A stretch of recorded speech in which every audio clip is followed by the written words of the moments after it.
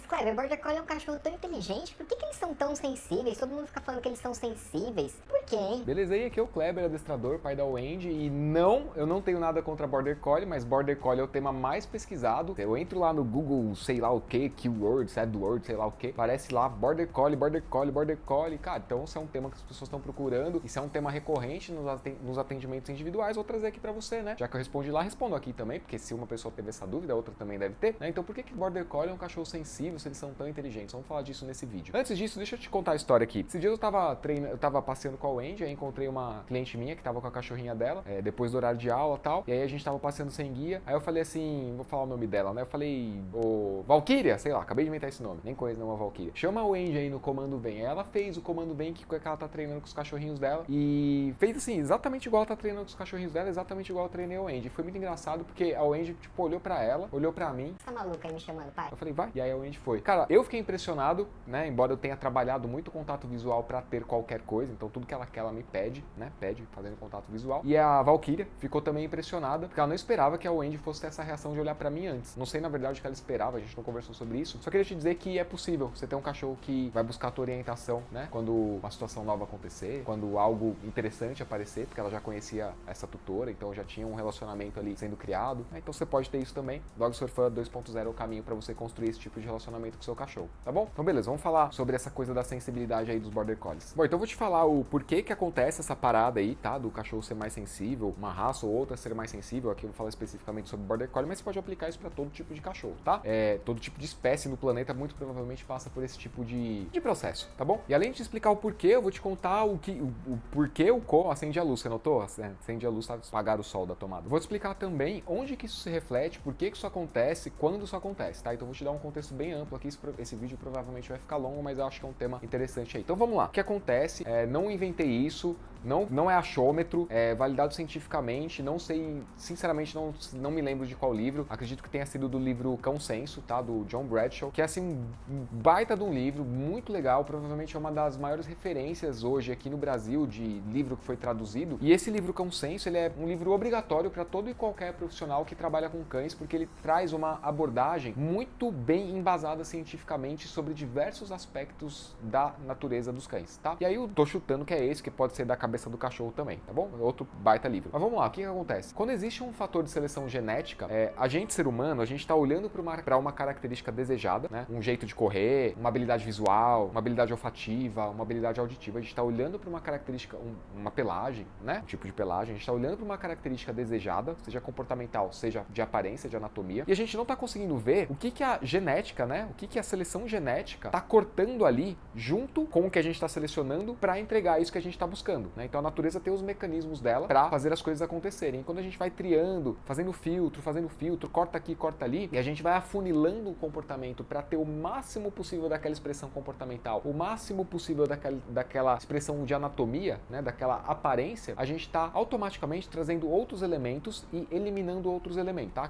Que fariam parte do pacote completo, né? E aí entra a questão de, eu tenho um cachorro, um Border Collie, que é extremamente sensível a barulho, extremamente sensível visualmente, ele percebe muito facilmente o deslocamento no campo visual. Se você assistiu o vídeo dos 10 motivos para não ter Border Collie, que eu te falei, que ele olha pra gente de um jeito, né? E você olha para um Border Collie, ele parece que tá lendo as suas emoções, assim, parece que ele tá lendo, além da sua expressão comportamental, realmente dá essa impressão de que ele tá te reconhecendo de acordo com seus padrões emocionais. Isso é muito interessante, né? Então, se eu tenho um cachorro que é capaz de ter essa percepção, movimento, olhar pra minha, como é que fala isso aqui? Pra minha compleição, pra minha expressão facial, fazer a diferenciação do momento que eu tô estressado, do momento que eu tô chamando pra brincar, eles têm essa capacidade. Será que automaticamente também não tô selecionando coisas que não eram desejadas, como por exemplo uma sensibilidade emocional?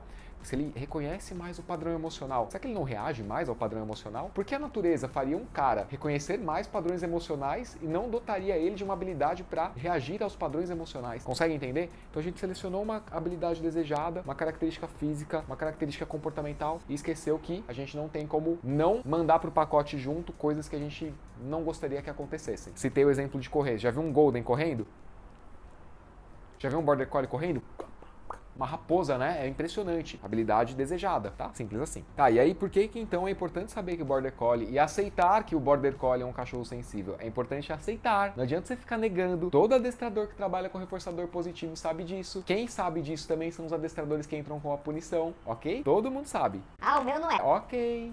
O seu, tá bom? É importante entender que Border Collie é um cachorro sensível, tá? E que essa sensibilidade vai se expressar quando? Nos momentos que todo cachorro, ok? Só que como esse cara é mais sensível, tá? Ele tá mais suscetível ao que acontece com um cachorro sensível, porque ele tem mais, vulgarmente falando, simplificando a conversa, ele tem mais janelas de exposição ao que eu vou te explicar aqui. Então, um dos grandes lances pelo qual todo cachorro passa, principalmente os filhotes, é um negócio chamado pico de estresse ou o pico emocional. O que é o pico de estresse e o pico emocional? Essas duas características, esses dois momentos da vida do cachorro estão muito ligados com a experiência de picos e fins. Não sei se você já ouviu falar dessa experiência. Resumidamente, essa experiência conduzida com humanos diz que a gente, ser humano, tende a se lembrar mais dos momentos mais impactantes de uma experiência e do final dessa experiência do que da experiência como um todo ou dos momentos mais neutros, tá? E essas experiências são as que marcam que ficam marcadas na nossa cabeça e que tendem a despertar reações fisiológicas, ok? Reação fisiológica é um padrão que acontece com todo bicho vivo, tá? Comigo, com você e com o cachorro. E o cachorro também tem essa característica, pico de estresse, ou seja, uma janela comportamental em que ele vai lá em cima com o estresse dele para obter alguma coisa ou para fugir de alguma coisa, para evitar alguma coisa, e o pico emocional, normalmente relacionado à euforia também, tá? A gente pode dizer que são basicamente a mesma coisa. Uma tem um viés negativo, a outra tem um viés positivo, tá? Tudo que acontece nessas janelas de pico de estresse ou de pico de euforia tende a enraizar o comportamento associado à experiência emocional. E aí, por exemplo, eu tenho um cara que tem picos de estresse, picos eufóricos, picos emocionais com muita frequência, a chance dele aprender coisa errada nesses momentos e diversificar, generalizar o termo técnico, esse comportamento para outras situações é muito grande, porque isso trouxe uma marca emocional na cabeça dele muito, muito forte e que ele vai buscar colocar em prática em experiências um pouco mais brandas. E qual é o problema do cara colocar em prática esse comportamento em experiências um pouco mais brandas? O problema é que esse comportamento vai generalizando e aí ele se torna o comportamento padrão para todo tipo de demanda de obtenção ou demanda de evitação. Não sei se isso está correto, mas você entendeu o que eu quis dizer. Ele quer alguma coisa, ele vai botar esse comportamento em prática. Ele quer evitar alguma coisa, ele bota esse comportamento em prática. E se é um cachorro que aprendeu pico de estresse, medo, fuga, ansiedade, enfim, e o comportamento dele foi agressividade, né, ou fuga, o que ele vai tentar fazer? Tudo que acontece, ainda que mais brando, ele vai mostrar esse comportamento. E aí você vai ter que parar e treinar esse cara para ele parar de mostrar esse comportamento, porque quanto mais faz, mais vai fazer, tá? Se é ao contrário, é alguma coisa que ele aprendeu em pico de euforia, eufórico, doidão, pilhado e conseguiu, qualquer coisa que ele queira já vai acionar o desejo, né? A reação fisiológica do desejo, e ele vai colocar em prática esse comportamento que ele, lógico que isso é a humanização da parada, tá? Vai ter um outro vídeo falando sobre humanização aqui. Tô humanizando a conversa, pra você entender, não dá pra falar cachorreza aqui. Ah, pra eu conseguir alguma coisa, eu sei que se eu fizer tal coisa eu consigo, porque da última vez, a experiência mais forte que eu tive foi aquela que eu pulei doidão, que eu fui morder a pessoa pra conseguir o que eu queria. Gente, então a experiência mais branda também vai colocar em prática, disparar esse comportamento mais eufórico. E aí, de novo, quanto mais faz, mais vai querer fazer, quanto mais fizer, mais vai voltar a fazer. E aí você pega toda essa questão de que, pô, no Brasil ainda usa muito o reforçador negativo, a punição positiva, né? O reforçador negativo ainda vai lá, dependendo do caso, mas a punição positiva ou a punição negativa, você usa também muito a questão do marcador negativo, em que eu associo um tom de alerta para alguns cães mais sensíveis, isso pode ser um problema. E você pega uma cultura que está enraizada com a questão da dominância, que aqui a gente não usa tanto essa palavra quanto os americanos, mas a gente usa muito a imposição. Fala de maneira firme, fala de uma maneira que seu cachorro entenda quem é que manda. Isso é dominância, tá? A gente pega esse contexto cultural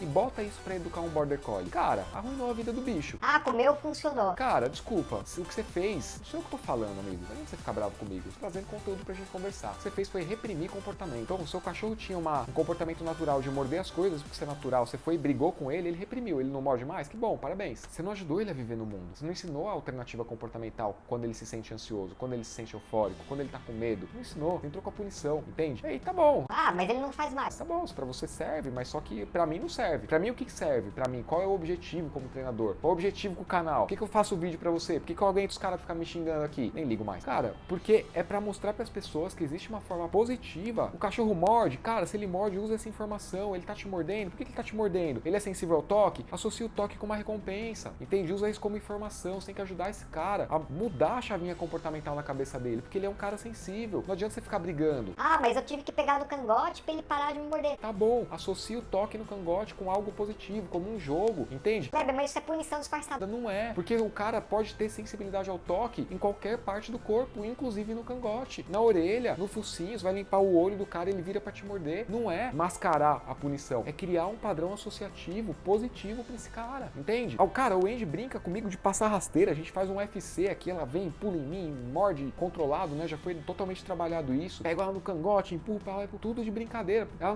não me mostra agressividade em momento nenhum. Como me mostrava, me mordia, eu trabalhei dessensibilização. Entende o que eu tô te dizendo aqui? Então, esse contexto que a gente entra com punição e que é aceitável. É aceitável porque as pessoas não conversam a respeito. E quando você fala aqui, vai ter um monte de hater aqui no comentário, certeza.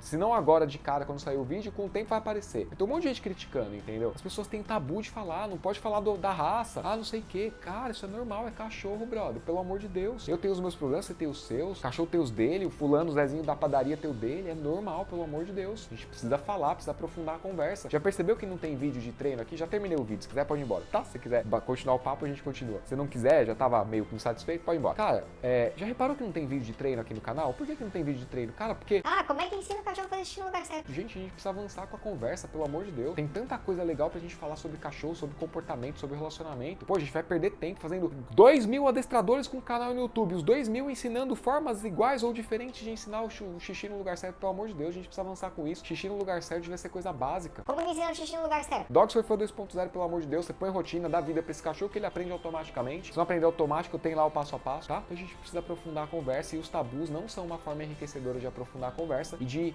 transformar isso aqui em algo positivo, transformar o meu empenho aqui, a sua participação aqui, transformar o que você quer construir com o seu cachorro de maneira positiva, o relacionamento, ter um cachorro confiável, um cachorro no qual você confia. Não é com tabu que a gente faz, é trocando ideia. Fez sentido pra você? Entendeu porque que o Border Collie é um cachorro sensível? Entendeu porque que é importante entender que esse cachorro é sensível? Espero que você tenha curtido esse vídeo. Manda mais sugestões de temas aí. Um abraço, a gente se vê no próximo vídeo. Até mais.